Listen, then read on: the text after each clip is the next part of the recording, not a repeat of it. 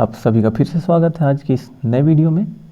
इस वीडियो में हम पढ़ेंगे सेकेंड ईयर का हिंदी भाषा। बीए, बीकॉम, बीएससी, बीएचएससी में पढ़ने वाले सभी विद्यार्थियों का हिंदी भाषा का बुक एक समान रहता है। चलिए आगे बढ़ते हैं। खंड क और खंड ख हम लोगों ने पिछले वीडियो में पढ़ लिया है। यदि आप लोगों ने नहीं देखा है तो जाकर देख लें। आज की इस वीडियो में हम लोग पढ़ेंगे खंड ग, अनुवाद व्यवहार। ये पाठ हम पढ़ेंगे, अनुवाद व्यवहार। चलिए आगे बढ़ते हैं। अनुवाद व्यवहार में आपको कैसे कैसे प्रश्न देखने को मिलेंगे, आइए जानते हैं।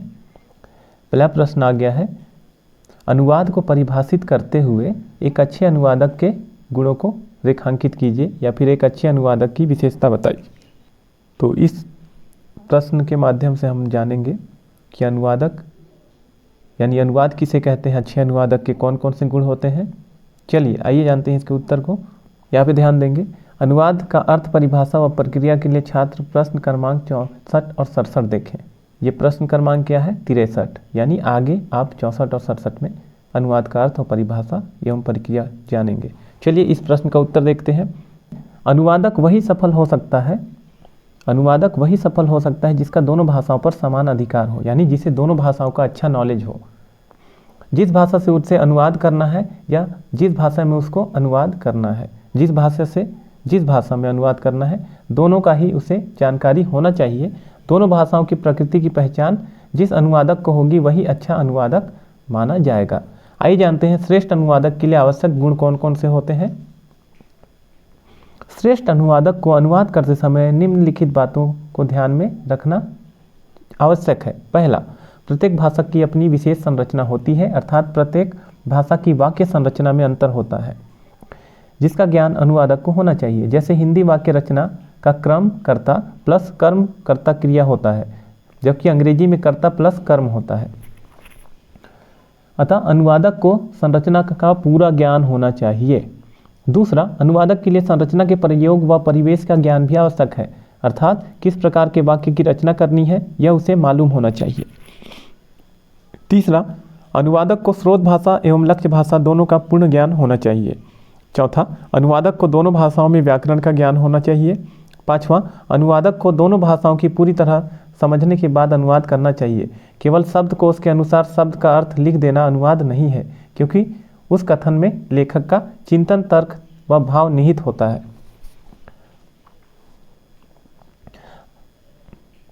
छठवां, अनुवादक में स्रोत भाषा से संबंधित संदर्भों को भी पहचानने की क्षमता होनी चाहिए। अगर उसे संदर्भ का ज्ञान ना होगा तो अनुवाद हास्यास्पद हो जाएंगे।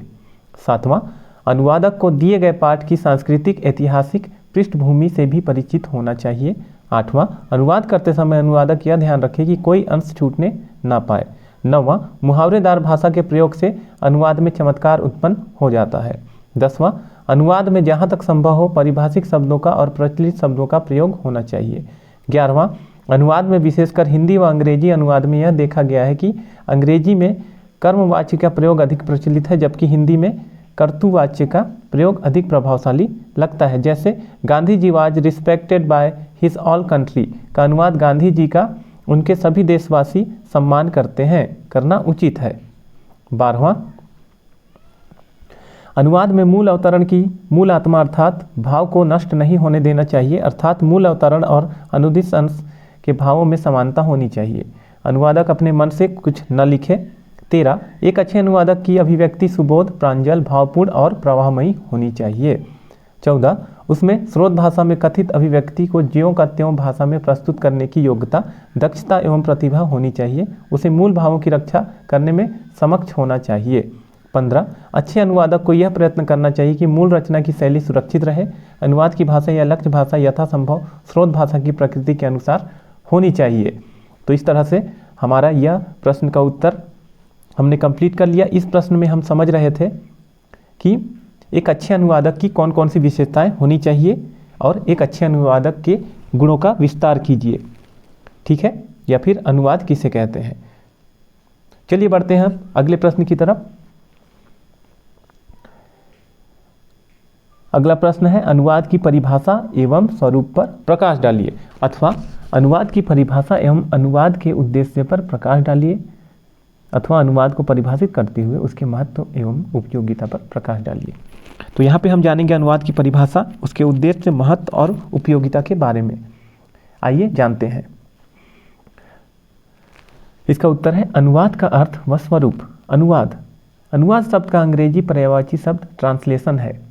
इस शब्द का अर्थ पारवहन, पार अर्थात अन्यत्र या दूसरी ओर, तथा वहन अर्थात ले जाना। इस प्रकार किसी वस्तु को एक स्थान से अन्यत्र या दूसरी जगह ले जाना ट्रांसलेशन कहलाता है। भाषा के अंतर्गत भावों और विचारों को एक स्थान से दूसरे स्थान तक ले जाना या पहुंचाना ट्रांसलेशन या अनुवाद कहलाता है। दूसरे शब्दों में किसी एक भाषा में व्यक्त किए गए भावों और विचारों को अन्य भाषा में ले जाना ही अनुवाद है। जैसे मैं आपसे सहमत हूँ, यह वाक्य हिंदी भाषा का है। जब इसका अनुवाद अंग्रेजी भाषा में किया जाएगा तो यह होगा I am agree with you. यह हिंदी का अंग्रेजी अनुवाद कहा जाएगा। अनुवाद के लिए कम से कम 2 भाषाओं का होना अनिवार्य है। अनुवाद में भावों या विचारों में समानता का होना भी आवश्यक है। अनुवाद शब्द का व्युत्पत्ति मूलक अर्थ है पुनः कथन, एक बार कही हुई बात को दूसरी बात कहना। इसमें अर्थ की पुनरावृत्ति होती है, शब्द की नहीं। इस प्रकार अनुवाद का अर्थ एक भाषा में कही गई बात को दूसरी भाषा में इस प्रकार कहना है कि वह बात दूसरी भाषा के समग्रतः प्रस्तुत हो सके।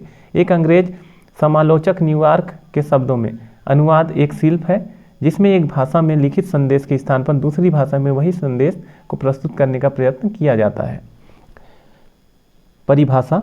अनुवाद शब्द की सर्वमान्य परिभाषा इस प्रकार हो सकती है, एक भाषा में व्यक्त विचारों का यथासंभव समान और सहज अभिव्यक्ति द्वारा दूसरी भाषा में मूल तत्व की आत्मा की रक्षा करते हुए व्यक्त करने का प्रयास अनुवाद कहलाता है।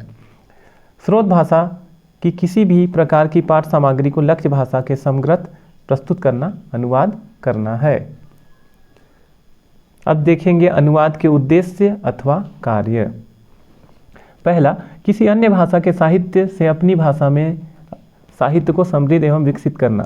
दूसरा, किसी अन्य भाषा के साहित्य, दर्शन, तथ्य और ज्ञान को विकसित करना तथा आपस में विचार विमर्श करना। इस प्रकार 2 भाषाओं और साहित्य के मध्य आपसी विचार विमर्श करना।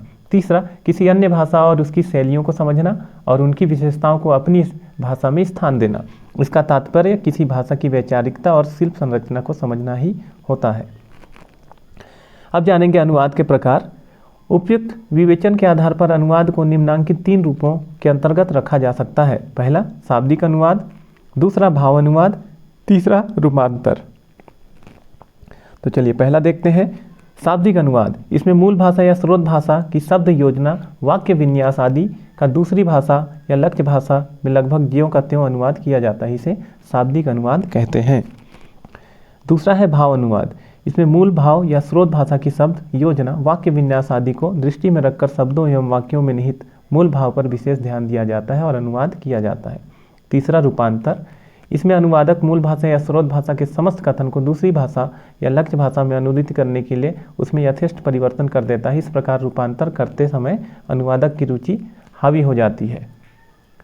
हमारा यह प्रश्न भी हमने कंप्लीट कर लिया। प्रश्न था अनुवाद की परिभाषा, उसके उद्देश्य और स्रोत भाषा एवं लक्ष्य भाषा को स्पष्ट कीजिए। चलिए अब बढ़ते हैं अगले प्रश्न की तरफ। निम्नलिखित को हिंदी में परिभाषित शब्द कीजिए। कीबोर्ड को क्या बोलते हैं हिंदी में? कुंजी पटल। ऑटोमेशन यानी स्वचालन। अमेंडमेंट संशोधन। लीगल राइट्स वैध अधिकार। मेट्रोलॉजिस्ट अंतरिक्ष विज्ञान शास्त्री।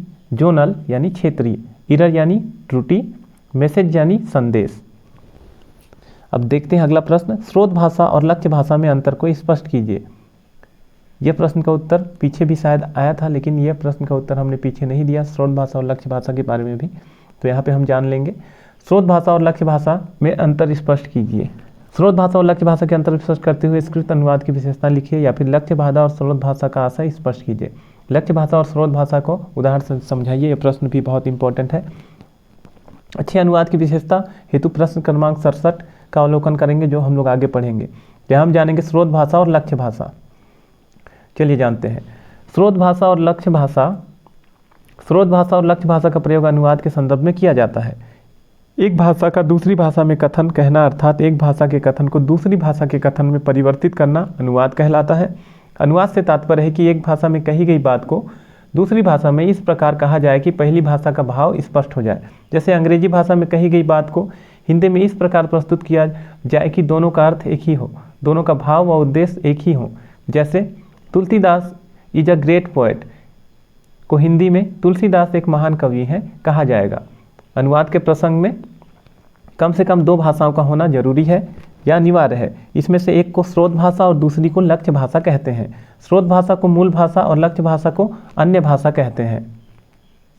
अब जानेंगे स्रोत भाषा और लक्ष्य भाषा में अंतर। आइए जानते हैं स्रोत भाषा और लक्ष्य भाषा में अंतर। स्रोत भाषा वह भाषा है जिसमें कथित बात को दूसरी भाषा में अनुदित किया जाता है। इसके विपरीत लक्ष्य भाषा वह भाषा है जिसमें अनुवाद किया जाता है। दूसरे शब्दों में जिस भाषा के कथन का अनुवाद करना है उसे स्रोत भाषा कहते हैं और जिस भाषा में अनुवाद करना है उसे लक्ष्य भाषा कहते हैं। मान लीजिए हिंदी भाषा में लिखी हुई किसी कविता या कहानी का अंग्रेजी भाषा में अनुवाद किया गया है, तो इस प्रसंग में हिंदी स्रोत भाषा है और अंग्रेजी लक्ष्य भाषा कहलाएगी। इसी प्रकार कालिदास की रचनाओं का हिंदी में अनुवाद लीजिए, इसमें संस्कृत स्रोत भाषा है और हिंदी लक्ष्य भाषा कहलाएगी। कोई भी अनुवादक स्रोत भाषा की सामग्री को लक्ष्य भाषा में सावधानी से पुनः प्रस्तुत करता है। इस दृष्टि से एक अनुवादक के लिए स्रोत भाषा और लक्ष्य भाषा दोनों का अच्छा ज्ञान होना अति आवश्यक है। तो इस तरह से हम लोगों ने जाना स्रोत भाषा और लक्ष्य भाषा में अंतर और स्रोत भाषा और लक्ष्य भाषा क्या है। अब बढ़ते हैं अगले प्रश्न की तरफ। हमारा अगला प्रश्न है उत्कृष्ट अनुवाद की विशेषताएं बताइए, या फिर एक अच्छे अनुवादक की विशेषता, या फिर अनुवाद का आशय स्पष्ट करते हुए उत्कृष्ट अनुवाद की विशेषताएं बताइए।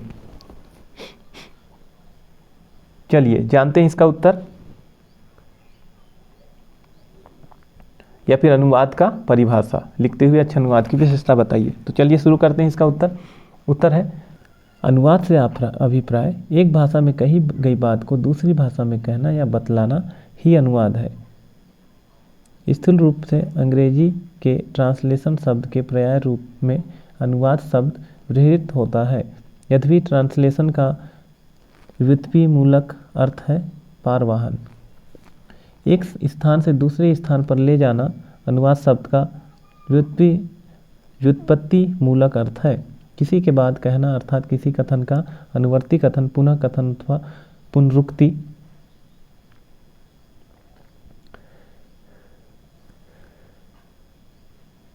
एक श्रेष्ठ अनुवादक को अनुवाद प्रक्रिया का ध्यान रखना जरूरी है। अच्छे अनुवादक को यह प्रयत्न करना चाहिए कि मूल रचना की शैली सुरक्षित रहे। मूल रचना की शैली सुरक्षित रखने का तात्पर्य यह नहीं है कि केवल शाब्दिक अनुवाद कर लिया जाए। अनुवाद की भाषा स्रोत भाषा की प्रकृति के अनुरूप हो। यदि स्रोत भाषा में कोई मुहावरा है तो उस मुहावरे की प्रकृति से मिलता हुआ मुहावरा लक्ष्य भाषा का भी अनुवाद में प्रयुक्त किया जाना चाहिए। इससे स्वाभाविक प्रवाह बना रहता है। एक अच्छे अनुवादक के लिए 2 बातें ध्यान रखनी आवश्यक है। पहला, अनुवाद की जाने वाली सामग्री की विषय वस्तु का अच्छा ज्ञान होना चाहिए। सामग्री की ज्ञानात्मक चेतना होनी चाहिए। दूसरा, स्रोत भाषा और लक्ष्य भाषा पर पूरा अधिकार होना चाहिए। दोनों भाषाओं की संरचनात्मक बनावट, पदबंध, प्रयोग, वाक्य गठन आदि की पूरी समझ होनी चाहिए। ऐसा होने पर ही वह स्रोत भाषा और लक्ष्य भाषा में सहज और प्रवाहमय अनुवाद कर सकेगा। प्रारंभ में विज्ञान और वाणिज्य की अंग्रेजी पुस्तकों में जो अनुवाद किए गए थे वे स्रोत भाषा अंग्रेजी में लिखी गई सामग्री से भी कठिन थे। अनुवादकों ने हिंदी भाषा की प्रकृति का ध्यान नहीं रखा और वाक्य विन्यास इतना जटिल हो गया कि अंग्रेजी में लिखी गई सामग्री एक बार भले ही समझ में आ जाए पर हिंदी में अनुदित सामग्री को समझना कठिन हो गया था। परंतु प्रक्रिया की मूलभूत समस्या लक्ष्य भाषा में अनुवाद हेतु समानार्थी खोजने की है। अतः स्रोत भाषा की पाठ सामग्री को पूरी तरह समझे बिना अनुवाद्य लक्ष्य भाषा के समानार्थी शब्दों के द्वारा उसे प्रतिस्पादित नहीं कर सकता।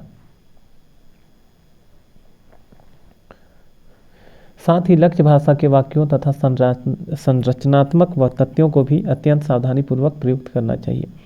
एक शब्द अनेक संदर्भों में प्रयुक्त होकर अनेक अर्थ देता है, इसलिए मूल पाठ के संदर्भ और प्रयोग परिवेश को समझकर ही समानार्थी शब्दों का चयन किया जाना चाहिए। प्रत्येक भाषा की अभिव्यक्ति का अपना एक विशेष मुहावरा होता है।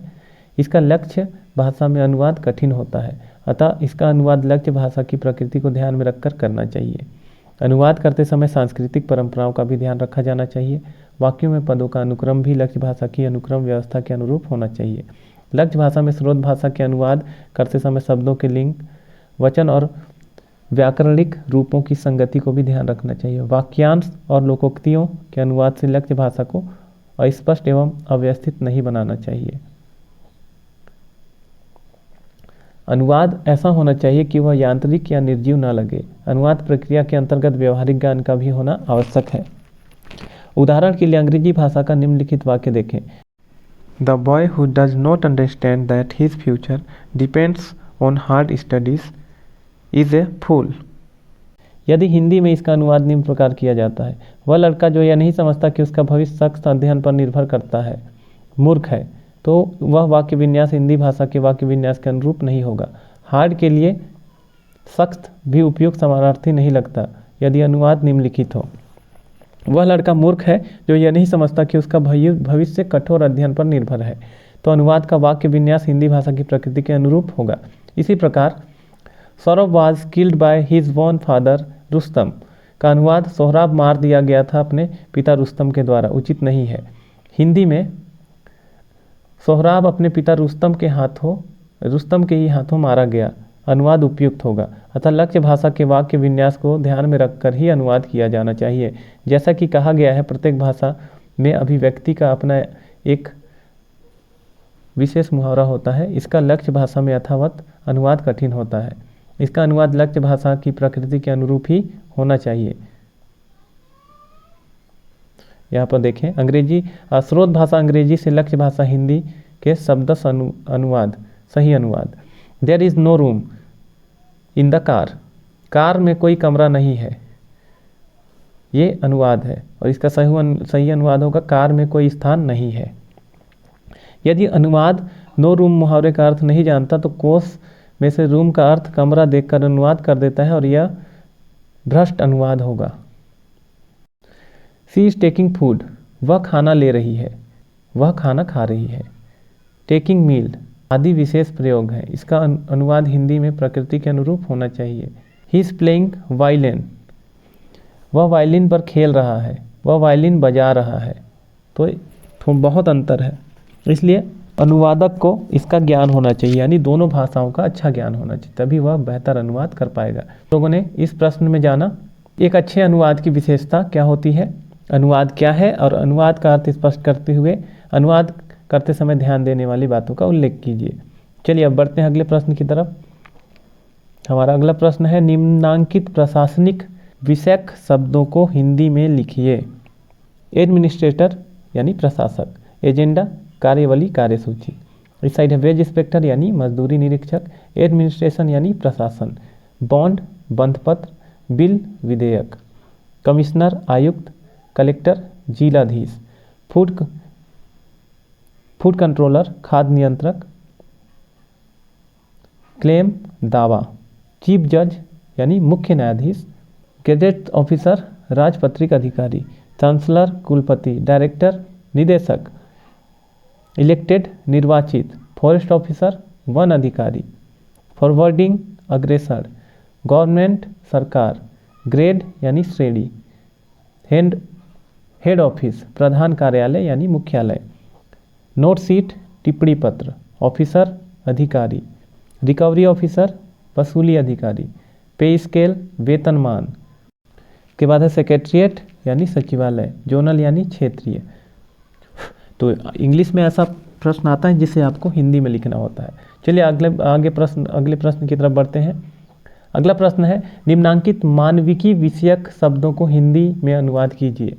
वो क्या था, कौन सा विषयक था, वो प्रशासनिक विषयक था और ये है मानविकी विषयक।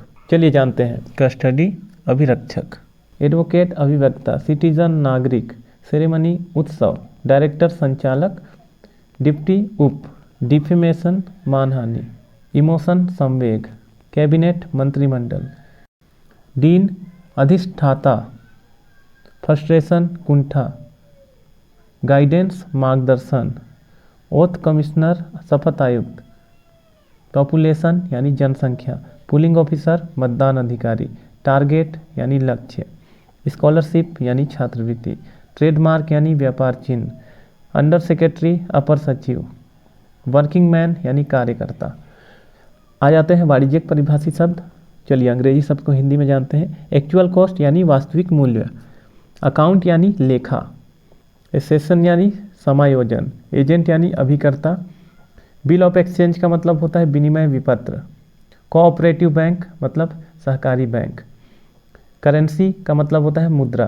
कैपिटल यानी पूंजी। कॉन्ट्रैक्ट यानी अनुबंध। क्रेडिट यानी साख। डिमांड यानी मांग। एक्सपोर्ट यानी निर्यात। फाइनेंशियल यानी वित्तीय। फाइनेंस यानी वित्त अर्थ। गारंटी यानी प्रत्याभूति। हेड्स यानी मद। इंटरेस्ट यानी ब्याज। इंपोर्ट यानी आयात। इनकम टैक्स यानी आयकर। क्या है लेजर यानी खाता। पेमेंट यानी भुगतान। क्रेडिट स्लिप यानी जमा पर्ची। एंट्री यानी प्रविष्टि। हेड क्लर्क यानी प्रधान लिपिक। फाइनेंस ऑफिसर यानी वित्त अधिकारी। गुड्स यानी माल। जॉइंट डायरेक्टर यानी संयुक्त संचालक। प्रोविडेंट फंड यानी भविष्य निधि। प्रॉफिट यानी लाभ। प्रोडक्शन यानी उत्पादन। स्टेनोपिस्ट यानी स्टेनोटाइपिस्ट। स्टोर कीपर यानी भंडारी। ट्रेजरर यानी खजांची या कोषाध्यक्ष। टेंडर यानी निविदा। तो चलिए बढ़ते हैं अगले प्रश्न की तरफ। तो हम लोगों ने क्या देखा, वाणिज्यिक परिभाषा। यहाँ से भी कुछ प्रश्न आता है, आप अच्छे से ध्यान दें। अगला है न्याय के विषय में जो प्रश्न आते हैं उसका हिंदी में आपको अनुवाद करना होता है। जैसे है एफिडेविट। एफिडेविट यानी शपथ पत्र।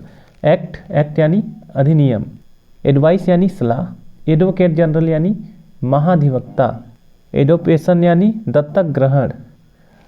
अप्रूवल यानी अनुमोदन। आर्बिट्रेटर यानी मध्यस्थ या पंच। क्रिमिनल यानी फौजदारी। कोड यानी संहिता।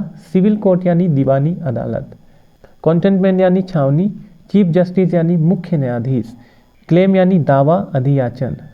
क्लेमेंट यानी दावेदार अधियाचक। कमीशन यानी आयोग।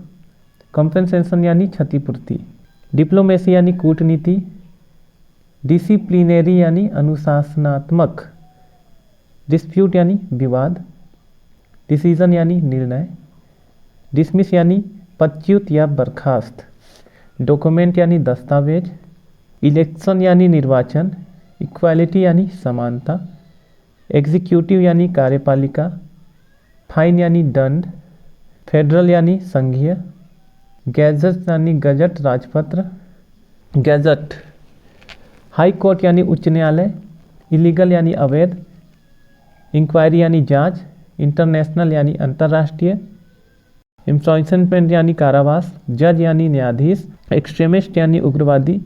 कॉन्स्टिट्यूशन यानी संविधान। कॉन्स्टिट्यूंसी यानी निर्वाचन क्षेत्र। कॉन्ट्रीब्यूशन यानी योगदान। क्रॉस एग्जामिनेशन यानी प्रतिपरीक्षा। सिविल जज यानी व्यवहार न्यायाधीश। डिस्ट्रिक्ट मजिस्ट्रेट यानी जिलाधिकारी। डिक्री यानी निर्णय आज्ञापति। डिफेमेशन यानी मानहानि। डिफेंस यानी प्रतिरक्षा। इंटाइटल्ड यानी अधिकारी हकदार। डिपेंडेंट यानी प्रतिवादी। इमरजेंसी यानी आपात संकट। एविडेंस यानी साक्ष्य गवाह। एक्सम्प्ट यानी मुक्त। फी यानी शुल्क। फ्रीडम यानी स्वतंत्रता। फंडामेंटल यानी मौलिक या मूलभूत। ग्रेट्युटी यानी उपदान। इंजरी यानी क्षति। इम्पेचमेंट यानी महाभियोग। इन्वेस्टिगेशन यानी अनुसंधान। लॉ यानी विधि या कानून। जुडिशियल यानी न्यायिक। जस्टिस यानी न्याय। लॉयर यानी वकील। ओपिनियन यानी अभिप्राय। लाइसेंस यानी अनुज्ञप्ति या लाइसेंस। लीगल यानी वैध। लेबर कोड यानी श्रम न्यायालय। पर्सनल यानी कार्मिक। पेनाल्टी यानी दंड। पेंशन यानी पेंशन या निवृत्ति वेतन। रिकॉर्ड यानी अभिलेख। रिपब्लिक यानी गणतंत्र। रिस्ट्रिक्शन यानी प्रतिबंध। सक्सेशन यानी उत्तराधिकारी। सेक्युलर यानी धर्मनिरपेक्ष। ओथ यानी शपथ।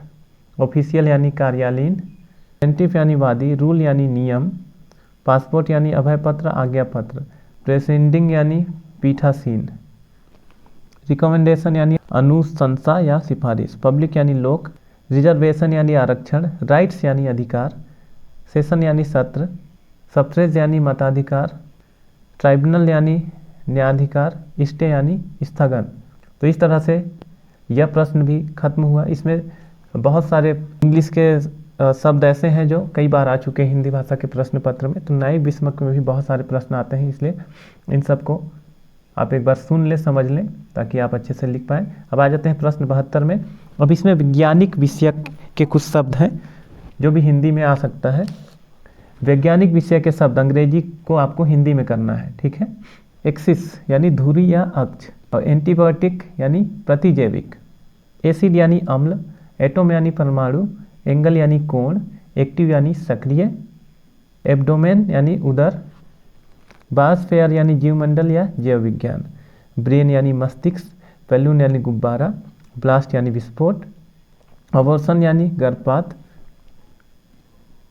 एरोनॉस्टिक यानी अंतरिक्ष विज्ञान, एसिडिटी यानी अम्लता, एनाटॉमी यानी शरीर रचना विज्ञान, एंथ्रोपोलॉजी यानी मानव शास्त्र, एयर पोल्यूशन यानी वायु प्रदूषण, वेली यानी पेट, बॉयल यानी फोड़ा, बॉटनी यानी वनस्पति विज्ञान, बायोकेमिस्ट्री यानी जैव रसायन, बॉइलिंग पॉइंट्स यानी क्वथनांक, बैकबोन यानी रीढ़ की हड्डी, ब्रोमीटर यानी वायुदाब मापक, बायोमैथमेटिक्स यानी जैवगणित, केमिस्ट्री यानी रसायन शास्त्र, कंडक्टिविटी यानी चालकता, कंपाउंड यानी यौगिक, कंपोनेंट्स यानी घटक, कॉस्मोलॉजी यानी सृष्टि विज्ञान, डायग्नोसिस यानी रोग निदान, डेसिमल यानी दशमलव, इकोलॉजी यानी पारिस्थितिकी विज्ञान, एक्सपेरिमेंट यानी प्रयोग, एनर्जी यानी ऊर्जा, एलिमेंट्स यानी तत्व, फ्रीक्वेंसी यानी आवृत्ति, फ्रिक्शन यानी घर्षण, जेंट सेल यानी महाकोशिका, गैस यानी हवा या गैस, ग्लैंड यानी ग्रंथि, हाइपरटेंशन यानी अति तनाव, हाइजीन मतलब आरोग्य विज्ञान, टेंशन यानी आविष्कार, सेशन यानी रोग संक्रमक, लाइट यानी प्रकाश, माइक्रोस्कोप यानी सूक्ष्मदर्शी यंत्र, मिनरल्स यानी खनिज, बाय प्रोडक्ट यानी उपोत्पाद, बेड कंडक्टर यानी कुचालक। तो यहाँ पे हम लोगों ने क्या देखा, वैज्ञानिक विषयक शब्द। तो वैज्ञानिक विषयक शब्द के कुछ शब्द आते हैं अंग्रेजी में जिसे आपको हिंदी में लिखना होता है। चलिए आ जाते हैं अगले प्रश्न की तरफ। अगला प्रश्न क्या है, निम्नलिखित परिभाषिक शब्दों के हिंदी रूप लिखिए। जैसे कुछ शब्द आ जाते हैं विभागीय कार्यालय के, उसे लिखना रहता है। आइए देखते हैं। पहला है क्लर्क, क्लर्क का क्या होगा, लिपिक। चीफ मिनिस्टर का क्या होगा, मुख्यमंत्री। सब डिविजनल मजिस्ट्रेट का क्या होगा, उप प्रभागीय न्यायाधीश। सुपरवाइजर का माने पर्यवेक्षक। कैशियर का माने रोकड़िया। करेंसी ऑफिसर मतलब वित्त अधिकारी। गवर्नर यानी राज्यपाल। चेयरमैन मतलब अध्यक्ष या सभापति। कंप्यूटर यानी संगणक। कैलकुलेटर यानी गणक। अकाउंटेंट यानी लेखाकार। कॉन्ट्रैक्ट यानी अनुबंध। तो यह प्रश्न भी हमारा कंप्लीट हुआ। बढ़ते हैं अगले प्रश्न की तरफ। यहाँ भी कुछ पारिभाषिक शब्दों का हिंदी रूप आपको लिखना है। एडिटर का मतलब होता है संपादक। राइट मतलब अधिकार। सुपरवाइजर मतलब पर्यवेक्षक। प्रोजेक्ट ऑफिसर यानी परियोजना अधिकारी। मशीन यानी यंत्र। नंबरिकल डाटा यानी संख्यात्मक आंकड़े। ऑडिट यानी अंकेक्षण। ड्राइवर यानी वाहन चालक। और क्या है, कस्टोडियन यानी अभिरक्षक। एफिशिएंसी बार यानी दक्षता रोग। चलिए बढ़ते हैं अगला प्रश्न। निम्नांकित के हिंदी पर्याय लिखिए। ये भी वही है। कोऑपरेटिव मतलब सहकारी। कैशियर यानी रोकड़िया। एजेंट यानी अभिकर्ता। कॉस्ट अकाउंट ऑफिसर लागत लेखा अधिकारी। कंट्रोलर यानी नियंत्रक, कंट्रोलर यानी नियंत्रक। ट्रेसपेसर यानी अतिक्रमी। बेल यानी जमानत। चलिए अब बढ़ते हैं अगले प्रश्न की तरफ। निम्नलिखित में से किन्हीं 10 अंग्रेजी परिभाषिक शब्दों के हिंदी में अनुवाद लिखिए। कन्वेनर यानी संयोजक। सेंसस ऑफिसर यानी जनगणना अधिकारी। कोऑपरेटिव ऑफिसर यानी सहकारी अधिकारी। डिफेमेशन यानी मानहानि। रिस्टोरेशन मरम्मत। इनपुट आउटपुट निवेश निर्गम। सर्वेयर यानी सर्वेक्षक। वेज इंस्पेक्टर मजदूरी निरीक्षक। कमांड आदेश। प्रोजेक्ट ऑफिसर परियोजना अधिकारी। प्राइविलेज विशेषाधिकार। एडवोकेट जनरल महाधिवक्ता। चलिए अब बढ़ते हैं अगले प्रश्न की तरफ। निम्नलिखित को हिंदी में अनुवाद कीजिए। ठीक है। पहला, आई एग्री विथ यू, मैं आपसे सहमत हूँ। आई वेट रिप्लाई, उत्तर की प्रतीक्षा में। Please prepare a prices of the case, कृपया मामले का सारांश तैयार करें। रीड्राफ्ट द सर्कुलर परिपत्र का प्रारूप पुनः बनाइए। एप्लीकेशन में बी रिजेक्टेड, आवेदन अस्वीकृत किया जा सकता है। Keep it in permanent record, इसे स्थायी अभिलेख में रखें। इश्यू रिमाइंडर अर्जेंटली, तुरंत अनुस्मारक भेजिए। काइंडली एक्नॉलेज, कृपया स्वीकार कीजिए। प्लीज डिस्कस, कृपया चर्चा करें। Secretary should not be troubled, सचिव को परेशानी नहीं होनी चाहिए। तो अब बढ़ते हैं अगले प्रश्न की तरफ। तो यहाँ पे हम लोगों ने कुछ अनुवाद किया कुछ इंग्लिश के वाक्यों का। अब अगला प्रश्न है हमारा, वाणिज्य विषयक 10 अंग्रेजी परिभाषक शब्द। अकाउंटेंट लेखाकार, अकाउंटेंट जनरल महालेखाकार, एडिशनल अकाउंटेंट एंड जनरल अपर महालेखाकार, ऑडिट ऑफिसर लेखा परीक्षा अधिकारी, बिल क्लर्क, कैशियर यानी रोकड़िया, काउंटर क्लर्क यानी काउंटर क्लर्क, ऑडिटर जनरल यानी महालेखा परीक्षण, करेंसी ऑफिसर यानी मुद्रा अधिकारी, कंप्यूटर यानी परिकलन यंत्र या फिर संगणक। अब बढ़ते हैं अगले प्रश्न की तरफ। निम्नलिखित परिभाषित शब्दों के हिंदी रूप लिखिए। चेयरमैन सभापति अध्यक्ष, कस्टोडियन यानी अभिरक्षक, सेक्रेटरी जनरल यानी महासचिव, ट्रेसर यानी अनुरेखक, एसिड यानी अम्ल, एनेस्थीसिया यानी संवेदना हरण, अकाउंटेंट यानी लेखाकार, एजेंट यानी अभिकर्ता, कैलकुलेटर यानी गणक, एफिडेविट शपथ पत्र, एजेंट यानी अभिकर्ता, चेयरमैन यानी अध्यक्ष सभापति, सुपरवाइजर यानी पर्यवेक्षक, कन्वेनर यानी संयोजक, जज यानी न्यायाधीश, चेयरमैन मतलब सभापति, गवर्नर यानी राज्यपाल, फॉरेस्ट ऑफिसर यानी वन अधिकारी, डाटा यानी अभिलेख, मशीन यानी यंत्र, अकाउंटेंट यानी लेखाकार, एजेंट यानी अभिकर्ता, कंप्यूटर यानी संगणक, कॉन्ट्रैक्ट यानी संविदा या ठेका, एम्बेसडर यानी राजदूत, प्रोजेक्ट ऑफिसर यानी परियोजना अधिकारी, कैलकुलेटर यानी गणक, फॉरेस्ट ऑफिसर वन अधिकारी, चार्टेड अकाउंटेंट यानी सनदी लेखाकार या अधिकृत लेखाकार, सेंसस ऑफिसर यानी जनगणना अधिकारी, हेड ऑफिसर यानी मुख्य कार्यालय, पे स्केल यानी वेतनमान, इसके बाद एग्जीक्यूटिव यानी कार्यपालिका, लेबर कोर्ट यानी श्रम न्यायालय। तो इस तरह के इंग्लिश से हिंदी में कन्वर्ट करने के लिए कुछ प्रश्न आते हैं जिसको हम लोगों ने अधिकतर बता दिया है। यदि आप इसे पढ़ लेते हैं तो अमूमन आपके पास जितने ही प्रश्न आएंगे उसे आप आसानी से बना सकते हैं।